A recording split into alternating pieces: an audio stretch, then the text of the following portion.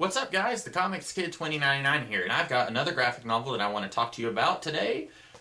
The Walt Simonson Thor Visionaries Volume 1. This one is actually the Thor Visionaries, Walt Simonson. I know I've got all 5 of these volumes, but one of them is actually called Thor Legends or something like that. It collects the same stuff that's in the Visionary volumes, but it's called Legends instead of Visionaries. So I wanted to make sure this one is called Thor Visionaries. So anyway, this collects a whole heaping pile of Thor comics. Thor 337 through Thor 348. So that's like 11 or 12 issues, something like that. I can't do the math.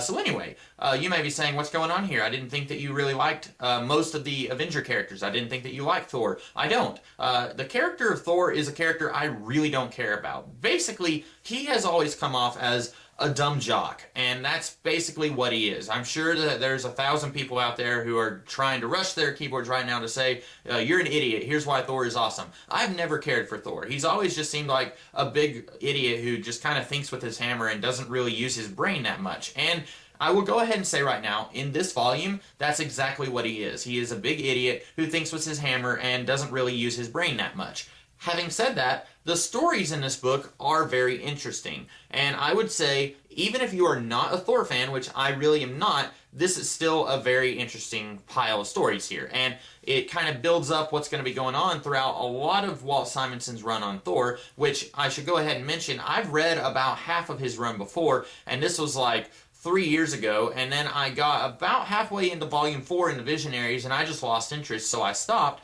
and then I noticed that I still had these on my shelf, and I was like, you know what, I need to go back and just read from the beginning, read it all. And I will say that since I had read this before, this volume reads a lot better the second time than it did the first time for me. And I think part of that was I was just really impatient when I read through this the first time. I had one book, and I wanted to get through it in like 2 days, because when you have a typical trade paperback today, you could probably read through that whole thing in about 1 day. If you had a trade paperback with 6 issues in it, you could read it in like a day, or really 2 or 3 hours if you just put your nose to the grindstone. If you had a trade paperback that collected like 12 issues like this book does, you could still probably finish it in a day. You definitely cannot do this with this pile of Thor comics, because one thing Walt Simonson does, and at times it's a problem and then at times it's not, he really crams each issue in with a lot of words. It's incredibly dense, even compared to a lot of the other comics that were going on around this time in the 1980s. If you read Chris Claremont's X-Men,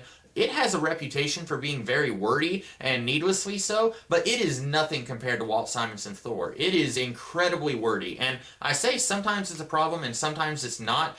There is this theory that I believe I heard Alan Moore talk about, where he said, if you have one panel on your page, you can put X number of words into that panel. And then if you have 2 panels, then you need to have half that many words in each panel, etc. So if you have 16 panels on a page, you can't put a whole lot of words in each panel. And that's just basic math. And there are times in this book, I'm not going to try and flip to any of these examples and try and find one right now, but there are times in this book where I get the feeling that Walt Simonson is really trying to put a lot more words into the panel than he really should. There are times when I would turn the page and I would just be like, oh no, my head's about to explode, there's way too many words here. And you may be saying, oh, look at this guy reviewing a book and he doesn't like to read. I like reading fine, but when I'm reading something that is supposed to be a synthesis of pictures and words, I want it to be a synthesis of pictures and words. I don't want the words to overtake the pictures, just like I don't want pictures to overtake words. In the same way, I would get really angry if I turned and there was a big double spread page of 2 characters fighting with no words at all. I think that there really should be a balance of words and pictures. And at times, I think that this book really goes a little too heavy on the words. Not all the time, just sometimes. Something that's going on here, starting in one of the first issues, we are seeing this kind of, we don't really know what's going on. It turns out the big fire demon Surtur is putting together his giant sword, and according to legend, as soon as he wields the sword, the end of times is going to happen. And we see him starting to build that sword in his furnace in the very first issue, or one of the first issues of this book. And then by the very end of this book, we finally see him entering into our world, planet Earth, with his sword brandished, and he's ready to start the end of times. And that's really interesting. Throughout almost every issue in this book, we're getting little glimpses of that happening while we're getting the main story that's kind of happening to lead up to that, if you will. And most of the story here does lead up to that. We get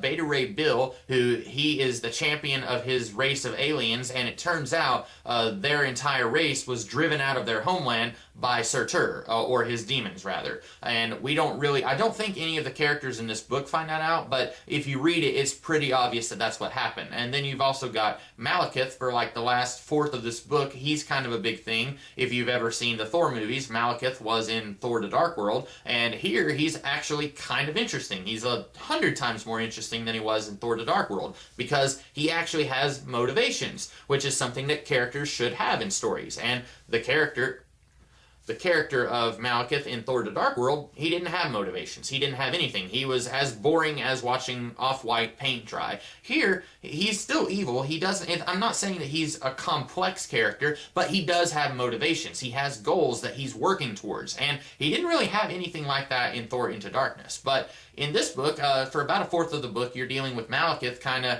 it turns out he is a servant of Surtur. And so everything in this book kind of ties into Surtur. And one thing that I'm going to go ahead and say right now, I think a big problem that I had with the later parts of Walt Simonson's Thor run was that after Surtur is dealt with, spoiler, Surtur is dealt with, it kind of felt like this run was losing its direction, like it didn't really know what to do after that, because it really feels like the whole series is building up to Surtur and a big battle with him. But once you deal with him, and I'm pretty sure he gets dealt with in Volume 2, once you deal with him, there's really nothing else to do, it seems like. You kind of have to say, okay, now what are we going to do? Let's have Loki be a bad guy. Let's have Hela be a bad guy. And it feels a whole lot less big when you're dealing with those characters after you've had the almost end of the world and that Thor was able to stop. And I think that's a big problem with this run, is that it starts really big and it's like, yeah, fist punch, yeah, explosions. And then it's like, okay, what do we do after that? Let's do something a lot smaller and a lot less epic. And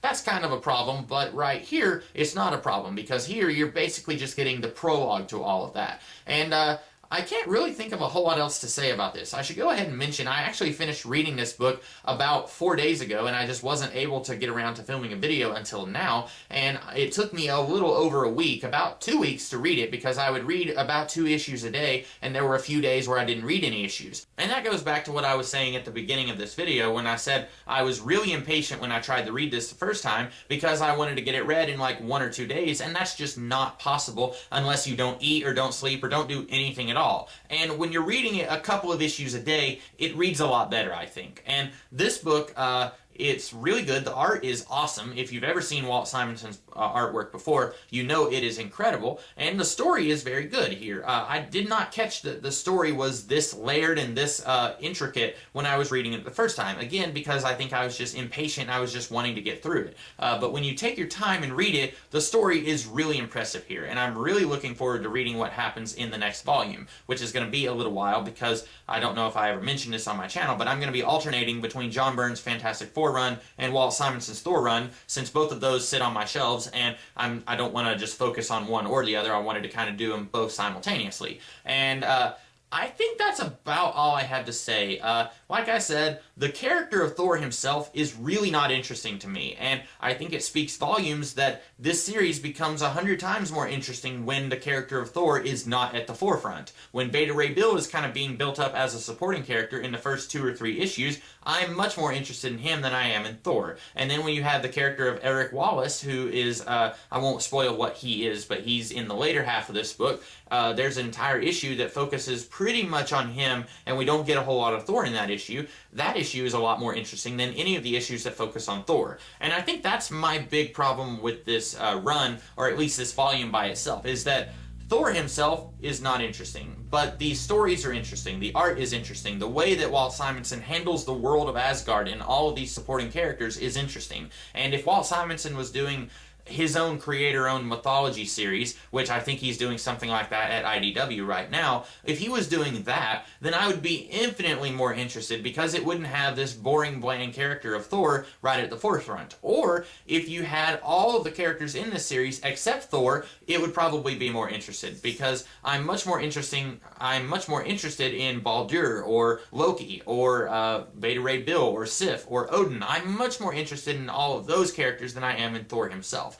That's a problem, but it's not something that really Walt Simonson would be able to fix, I don't think, because if he made Thor more interesting, then I have a feeling it would be a departure from the character that was Thor before Walt Simonson got a hold of him, and then you would have people who were big Thor fans who would say, you changed the character, I don't like that you changed the character and you're doing something different. And so it's really just a situation of he's in between a rock and a hard place. You can either keep the character consistent, which means he's boring and uninteresting, or change the character, which means that you're kind of slapping the face of all the fans who like the character as he was before.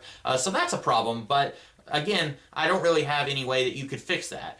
So I don't have a whole lot else to say about this book. I'm sure I could do a much more in-depth review if I had filmed my review like the day after I finished reading it, or the day I finished reading it. And maybe if I had been able to read like 3 issues a day instead of 2 issues a day, I could have gotten it done in a smaller span of time, and then I may have had my thoughts more together than I did in this video. But ultimately, I do recommend this book, or if you really want to fork out a whole lot of money all at once, you could go and buy the Omnibus, which collects all of Walt Simonson's run and also recolors it, and I've heard that it looks really nice when it's been recolored. Personally, I like it whenever it's not altered from how it was before. I like when you just reprint it as it was, and that's what they did in these Visionary volumes. So that's about all I have to say. I hope that you guys liked this video. If you did, be sure to like, share, comment, and subscribe, and I will talk to you guys tomorrow with another review of another graphic novel. So until then, I'll see you guys later. Have a great day.